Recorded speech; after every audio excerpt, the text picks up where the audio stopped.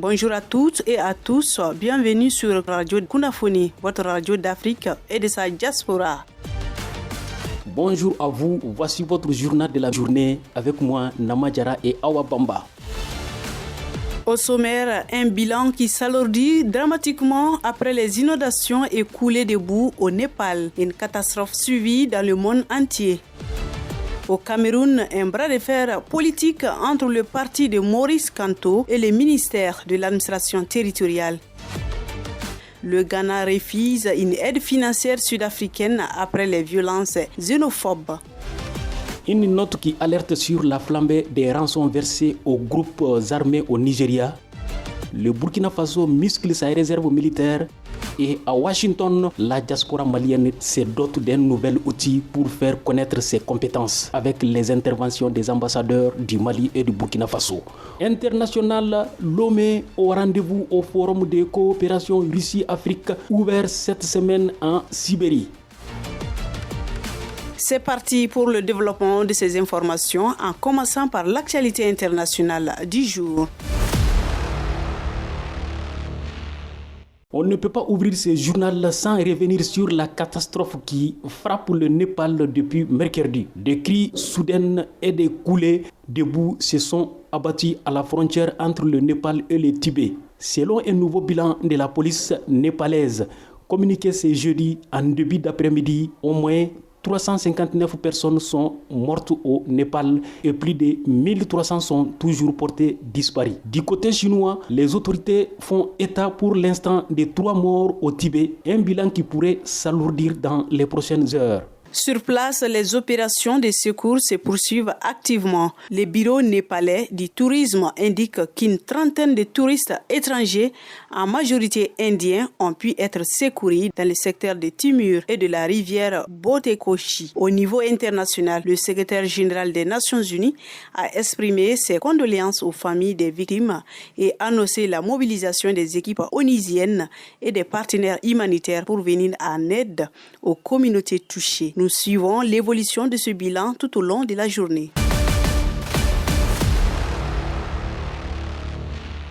Cameroun, direction Yaoundé où la tension politique monte d'un cran. Le ministère de l'administration territoriale a décidé de ne pas prendre acte de la convention extraordinaire organisée par le MRC, le parti de Maurice Kamto. Une décision qui alimente les débats dans la presse camerounaise. Ce jeudi, le parti dénonce ce que ses responsables appellent une tentative de déstabilisation, tandis que le ministère maintient sa position. Ces dossiers illustrent les tensions persistantes entre le pouvoir et l'opposition à l'approche des prochaines échéances politiques du pays. Afrique du Sud, Ghana, direction ensuite l'Afrique australe et l'Afrique de l'Ouest. Le gouvernement ghanéen a refusé une offre de soutien financier d'environ 1,8 million de dollars proposée par MTN Ghana, filiale du groupe sud-africain MTN, destinée à accompagner les ressortissants ghanéens touchés par les récentes violences xénophobes en Afrique du Sud. Accra affirme disposer de ses propres ressources pour financer les évacuations et l'accompagnement des personnes rapatriées et précise que le coût total de l'opération sera communiqué une fois le dispositif achevé.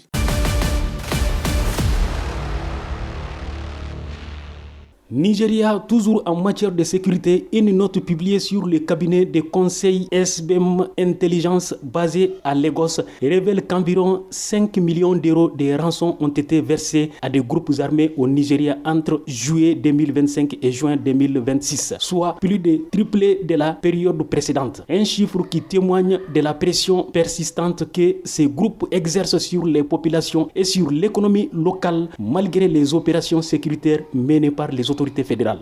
Burkina Faso, au Sahel, l'Assemblée législative de transition a adopté à l'unanimité une nouvelle loi précisant le statut de la réserve militaire. Le ministre de la Guerre affiche un objectif clair, atteindre 100 000 réservistes avant la fin de l'année 2026, dans un contexte où le pays poursuit sa stratégie de mobilisation face aux groupes armés actifs sur son territoire.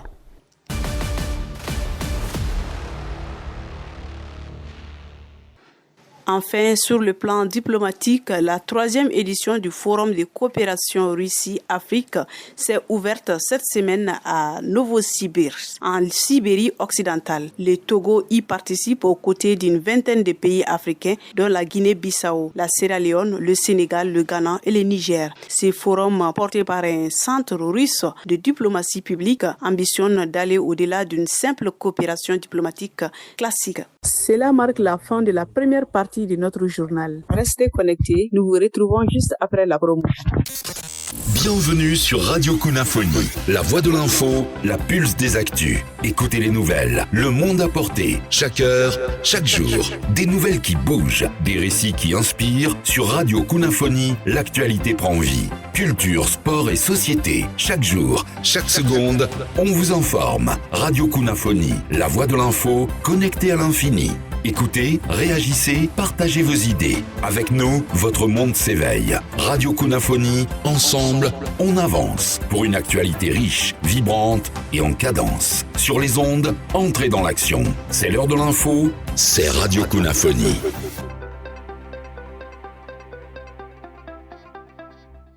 Cap maintenant sur les États-Unis et la diaspora africaine, conformément à notre habitude sur Kunafoni, de couvrir aussi ce qui se passe de ce côté-ci de l'Atlantique. Washington et la diaspora malienne, c'est l'information marquante de la semaine pour la communauté malienne et de l'Alliance des États du Sahel, AES, établie aux États-Unis.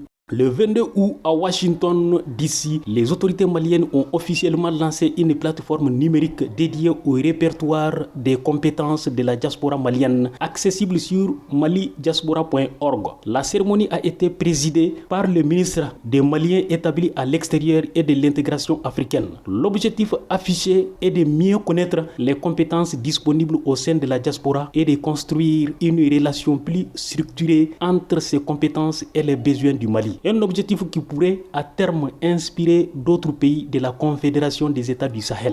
Écoutons Excellence Sékou Berté, ambassadeur du Mali à DC. L'événement qui nous réunit ce jour est fort de sens puisqu'il participe de la valorisation de la plus grande richesse qu'un État puisse avoir, à savoir la compétence.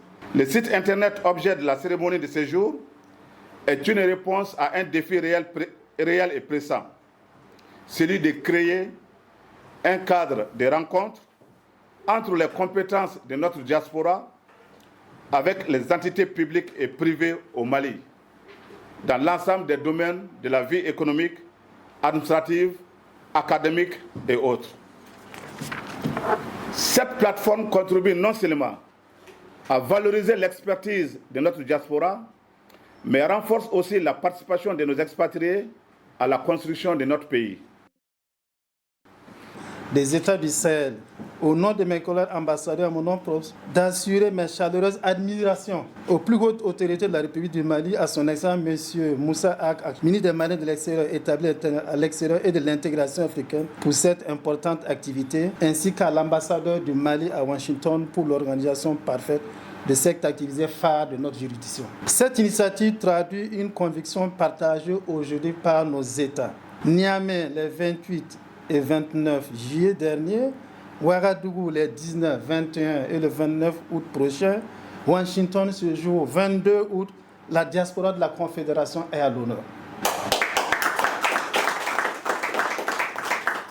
En effet, nos diasporas constituent une force stratégique pour le développement, la souveraineté et le rayonnement de l'espace confédéral.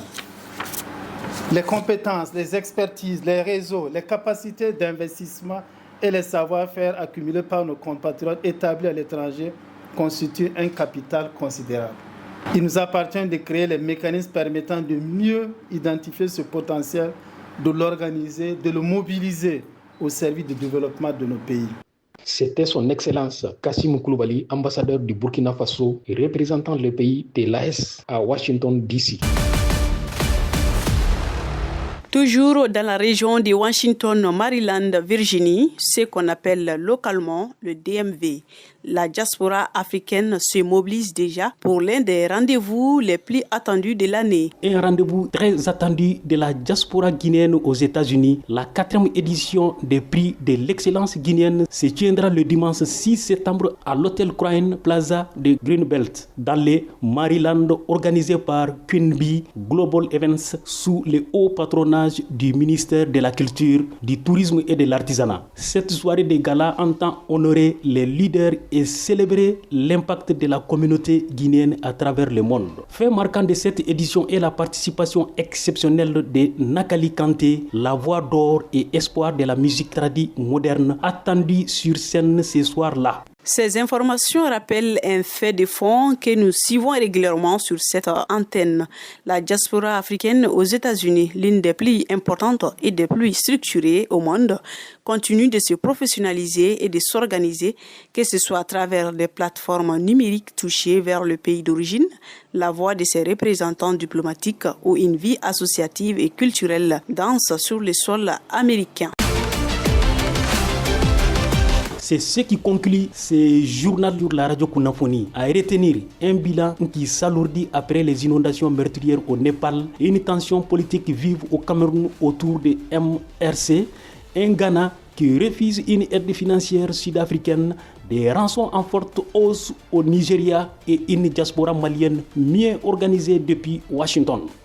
Restez avec nous, rendez-vous à 18h30 pour l'actu Kunafoni. Pour l'équipe de rédaction, Hawa Bamba et Namadjara, merci de votre fidélité et à très bientôt sur